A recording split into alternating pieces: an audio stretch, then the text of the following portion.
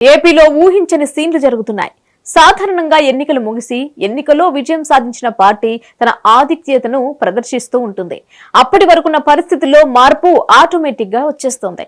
అయితే అందుకు భిన్నమైన దృశ్యాలు ఏపీలో కనిపిస్తున్నాయి. ప్రతిపక్షంలో ఉన్నప్పుడు తీవ్ర ఇబ్బందులు ఎదుర్కొన్న టీడీపీ సానుభూతి పరులు, మద్దతుదారులు తమ పార్టీ అధికారంలోకి వచ్చిన తర్వాత కూడా అలాంటి పరిస్థితి ఎదుర్కోవాల్సి రావడంపై విస్మయం వ్యక్తం చేస్తున్నారు. వైసీపీ అధికారంలో ఉన్నప్పుడు ప్రభుత్వ పథకాలతో లబ్ధి పొంది ఓటు వేయకుండా సైకిల్ పార్టీకి ఓటు వేస్తారా అంటూ ఓ రేషన్ డీలర్ వీరంగం చేయటమే కాదు, తనకు ఇప్పుడు ఖాళీ లేదని తనకు తోచిన టైంలో రేషన్ ఇస్తానంటూ తిరిగి పంపిస్తున్న వైనం షాకింగ్ గా మారింది. అతగాడి తీరులో అసహనం వ్యక్తం చేస్తూ రేషన్ కోసం వచ్చిన కార్డుదారులు ఆందోళన చెందడంతో ఈ వ్యవహారం బయటకు వచ్చింది. ఈ విచిత్రమైన ఉదంతం అనంతపురం జిల్లాలో చోటు చేసుకుంది.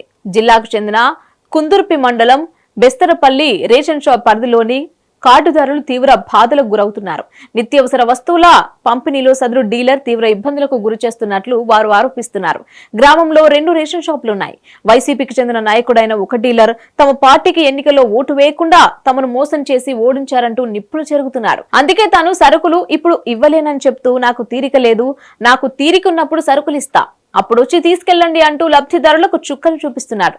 దీంతో అతగాడి తీరుకు విసిగిపోయిన కార్డుదారులు తాజాగా ఆందోళన చేపట్టారు. అధికారులు ఇప్పటికైనా కలుగు చేసుకుని చర్యలు తీసుకోవాలని లబ్ధిదారులు కోరుకున్నారు. టీడీపీ ప్రభుత్వం కొలువు తీరుతున్న వేళలో ఇలాంటి ఉదంతం చోటు చేసుకోవడంపై విస్మయం వ్యక్తమవుతోంది.